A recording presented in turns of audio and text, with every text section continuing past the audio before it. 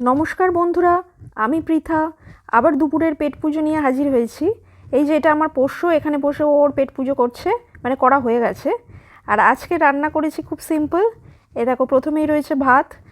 আজকে গরম নয়, কারণ আজকে অনেকক্ষণই ভাতটা করেছি, সকালের দিকে প্রায় 10:30 11টার মতন তখন।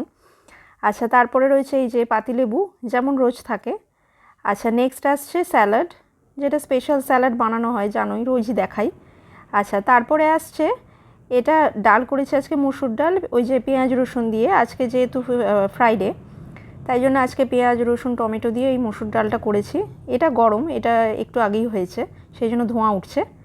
আর এটা খেতেও ভালো লাগে শীতকালে, যদিও শীত তো প্রায় চলেই গেছে, চারপাশে মেঘলা, যার জন্য শীতটা কমই লাগছে।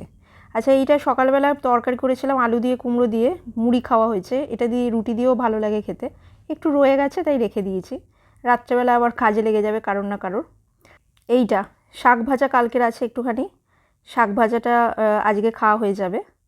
আচ্ছা, নেক্সট আসছে এই যে ডিমের, এটা কি বলবো, আমি নাম দিয়েছি ডিমের কলি, কারণ এটার মধ্যে রয়েছে পেঁয়াজ কলি, ধনেপাতা।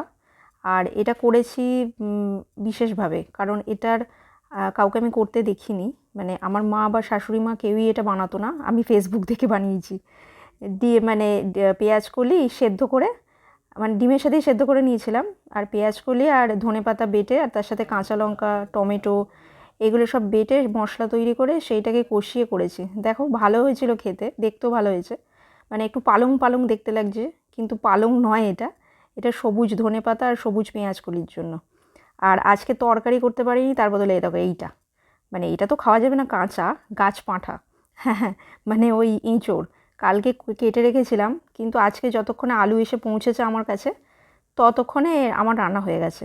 তো এটাকে দেখি রাত্রের দিকে যদি সদ্গতি করতে পারি কিছু, তাহলে করবো, মানে এঁচোড়ের তরকারিটা রাত্রেই যদি পারি করব, আর নয়তো এটা থাকবে এইভাবেই। তো আর আছে আলু ভাতে, এটা বোঝা যাচ্ছে কিনা জানি না, আসলে পেঁয়াজটা এই কড়াতেই ভেজেছিলাম, তো কড়াতেই মেখে নিয়েছি আলুটা। তো আলু চোখা বা আলু ভর্তা যেটা বলে, আলু ভর্তাই বলা যায় এটা।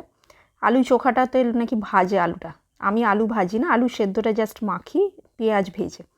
তো যাই হোক, আজকে ছিল এই মেনু। আমার পেজটা ভালো লাগলে লাইক করে দিও, কমেন্ট করে দিও, আর শেয়ার করে দিও। আজকের মতো এই অবধি, টাটা।